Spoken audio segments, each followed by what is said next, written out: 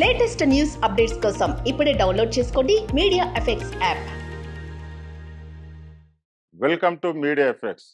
గ్రహాంతర వాసులకు సంబంధించిన సమాచారం ఎల్లప్పుడూ ఆసక్తిదాయకమే. అయితే దశాబ్దాలుగా అన్వేషణ కొనసాగుతున్న ఏలియన్స్ జాడకు సంబంధించి ఇప్పటి వరకు ఎలాంటి ఖచ్చితమైన సమాచారం లేదు. దీంతో ఈ విశ్వంలో మనుషులు మాత్రమే ఒంటరిగా ఉన్నారా అనే ప్రశ్నకు ఇంకా నిర్దిష్టమైన సమాధానం లేదు. అయితే హార్వర్డ్ యూనివర్సిటీ తాజా అధ్యయనం ఈ భూమిపై మనుషుల మధ్య గ్రహాంతర వాసులు కూడా జీవిస్తూ ఉండవచ్చని చెబుతుంది. రూపం మార్చుకొని మనుషుల మధ్య రహస్యంగా నివసిస్తూ ఉండవచ్చని అభిప్రాయపడింది.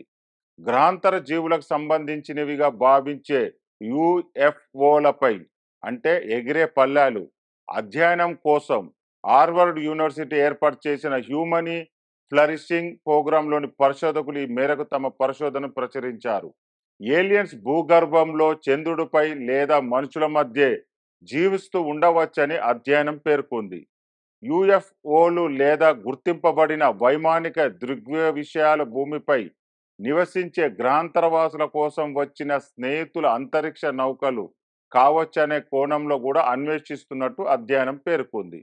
భూమికి అవతల జీవాన్ని నిర్ధారించే ఆధారాలు, సిద్ధాంతాల విషయంలో అవగాహన పెరుగుతుందని అధ్యయనం పేర్కొంది.